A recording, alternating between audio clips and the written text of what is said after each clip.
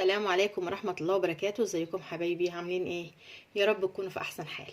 معكم سماح حمار من مطبخ اكلات شهية. والنهاردة هقول لكم على اللي حصل معايا، بس بعد ما اقول لكم الاول كل سنة وانتم طيبين بمناسبة دخول رمضان علينا.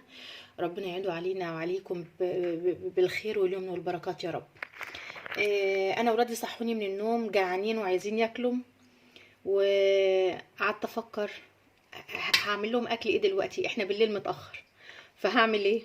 كان عندي صدر فرخ، عملت لهم احلى بانيه زي ما انتم شايفين كده. بصوا، احلى بانيه اهو.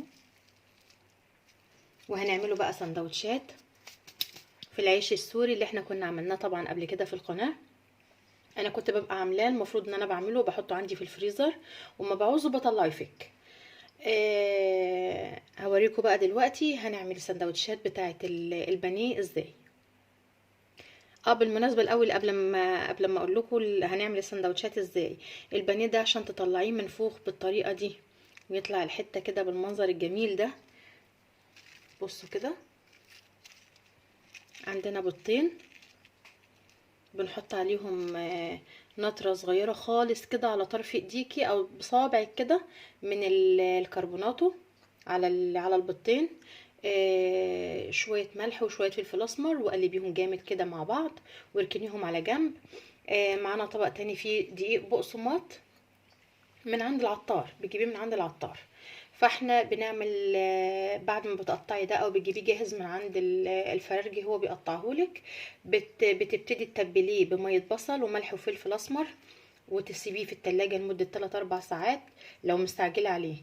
انا النهاردة طبعا مستعجلة اكتر حاجة، يعني لانهم عايزين ياكلوا على طول، فتبلت واشتغلت على طول. بس الاحسن ان انت عشان يبقى طعمه احلى، انت بتتبليه بميه البصل والملح والفلفل الاسمر، وتسيبيه في التلاجة 2-3 لو مستعجله عليه.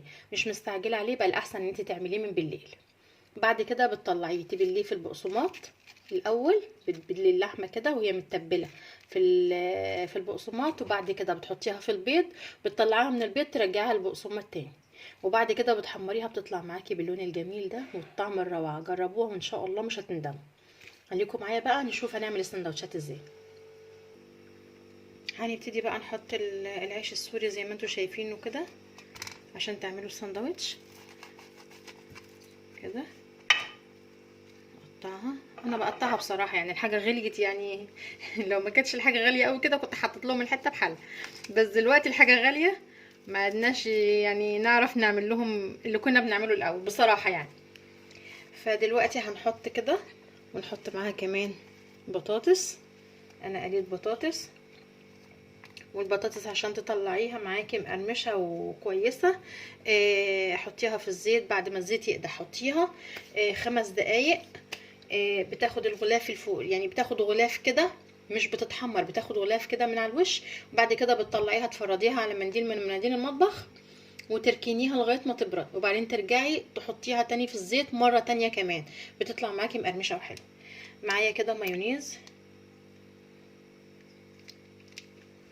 انا حابه ان انا اعتذر لكم عن غيابي عنكم الفتره اللي فاتت دي كلها، معلش والله، هو غصب عننا كلنا. يعني مش بايدينا يعني، معلش. هنعمل كده كمان كاتشب. بصي بقى، المتاح عندك تعملي بيه.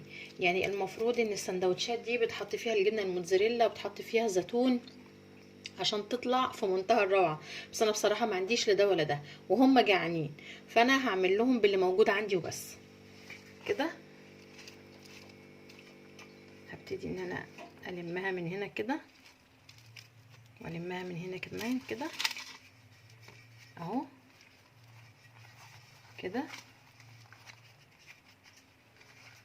اهو. ده السندوتش بتاعنا.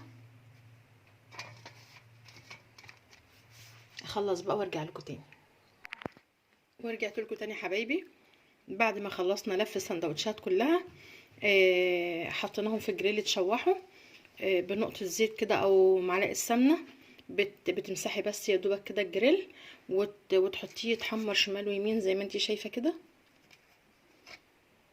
اهو، وبتقسميه او بتاكلوه بحاله يعني على حسب ما انتي عايزه. ادي السندوتشات اهي العشاء بتاعهم، وهما بصراحه مش مستنيين فايه بألف هنا وشفا يا رب على قلب اللي هياكل. شفنا النهارده السندوتشات بتاعه البانيه. اشوفكم على خير في فيديو تاني، وكل سنه وانتم بألف خير.